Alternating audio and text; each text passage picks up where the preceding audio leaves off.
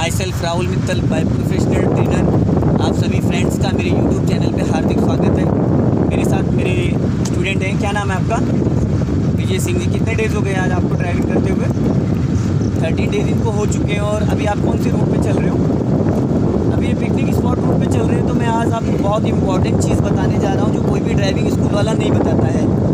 ये अगर आप कार ड्राइव करते हैं या करना चाहते हैं तो इसके लिए आपके लिए बहुत कारीगर होगा। बहुत ज़बरदस्त चीज़ मैं बताने जा रहा हूँ, क्योंकि अभी तक वैसे मैंने देखा नहीं किसी ने किसी वीडियो में ये चीज़ बताई हो। तो फ्रेंड्स, हाईवे पे, सिटी में, ट्रैफिक में, हर जगह तो हमें कार चलानी आती है। पर जो सिंगल रोड होता है, जैसे कि फॉरेस्ट एरिया वाला रोड होता है, जैसे कि आप देख रहे हैं ये फॉरेस्ट वाला एरिया वाला रोड है। रोड की चौड़ाई है 8 फीट, 8 फीट। कार की चौड़ाई है 6.5 फीट। सपोज़ करिए ये मारुति सुजुकी की ज़ेन गाड़ी है, ये 6.5 फीट की है। अगर यहाँ पे होती फॉर्च्यूनर होंडई उसकी टोयोटा की होती तो उसकी चौड़ाई होती 7.5 फीट, तो वो पूरा रोड घेर के चलेगी। अब सपोज़ करें आप इस रोड पे चल रहे हो, सामने से कोई बड़ी गाड़ी आ गई। बड़ी गाड़ी बोले तो 4 व्हीलर भी आ सकती, ट्रक भी आ सकता है, ट्रैक्टर भी आ सकता है। तो आप किस तरीके से उसको जजमेंट करेंगे, किस तरीके से अपनी गाड़ी नीचे उतारेंगे? तो ये जो सिंगल रोड होता है बहुत इंपॉर्टेंट होता है। इनमें कई चीज़ों का आपको ध्यान देना होता है।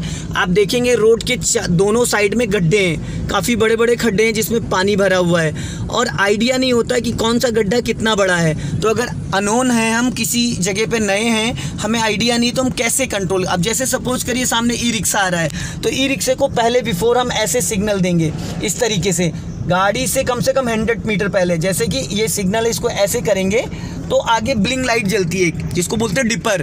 तो वो होता है सामने वाले को इशारा, तो वो अलर्ट हो जाता है।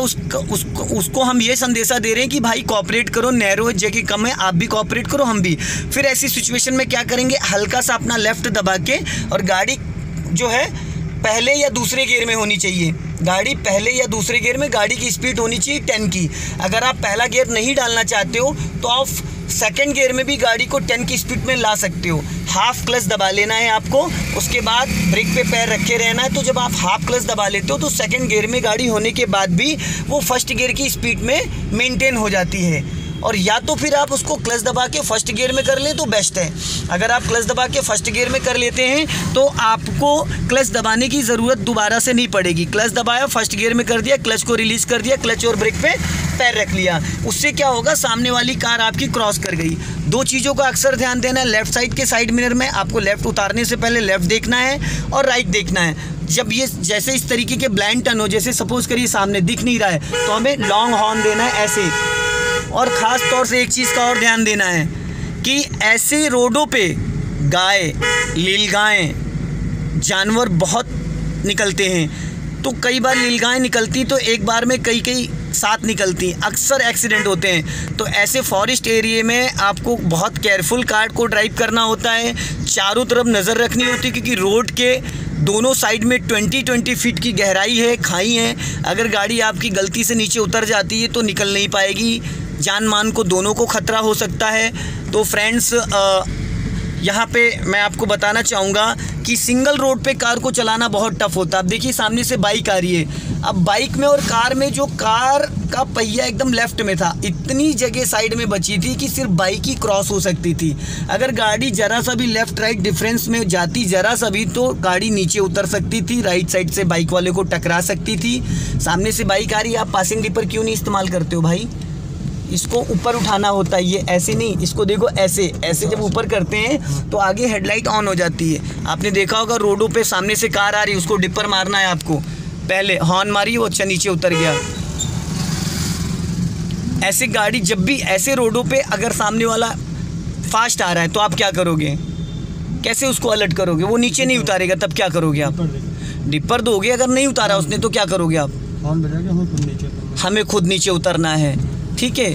पेशेंस रखना है, क्योंकि आप लर्नर हो, आपको ज़्यादा ध्यान देना है। ये जो रोड है, ऐसे रोडों पे चलाना बहुत टफ होता है, क्योंकि ये जंगल जो है करीब 10 से 15 किलोमीटर के राउंड में है। तो इसमें बहुत सारे जानवर भी हैं, कभी भी कोई भी निकल आते हैं, अचानक लोग भी निकल आते हैं। तो हमें बहुत केयरफुल ऐसे रोडों पे चलाना होता है कि जहाँ पे हमें क्लियर नहीं दिख पाता है, क्योंकि रोड पे तो दिख रहा है, साइडों से कब कौन आ जाएगा वो पता नहीं चलता। सामने से बाइक आ रही है, उसकी लाइट जल रही है, आपने डिपर क्यों नहीं दिया था उसको?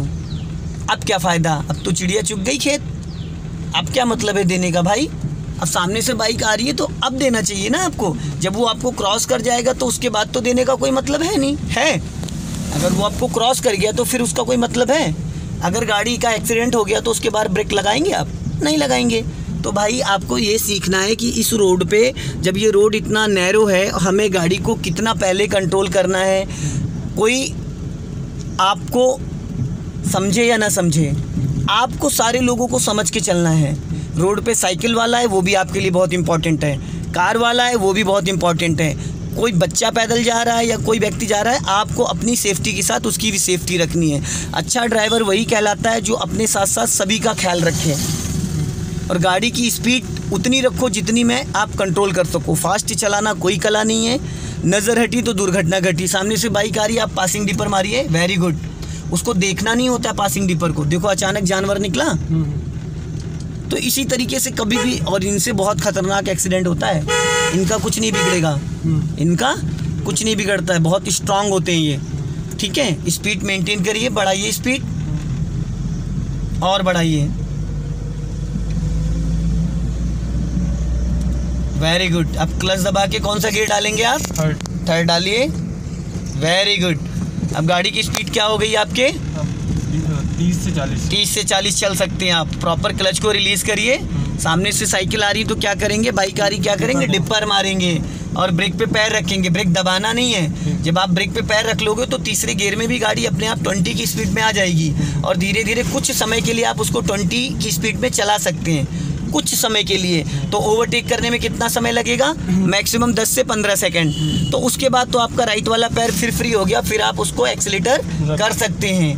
तो कहने का मतलब ऐसी सिचुएशन में ज़रूरी नहीं है कि कोई बड़ी गाड़ी है तभी आपको गियर चेंज करना है। अगर साइकिल या बाइक स्कूटी आ रही है तो आप बगैर गियर चेंज करे भी थर्ड गियर में क्लच और ब्रेक पे पैर। हाँ, लेकिन सबसे इंपॉर्टेंट चीज़ है कि उस टाइम आपका क्लच पे पैर होना चाहिए और ब्रेक पे होना चाहिए।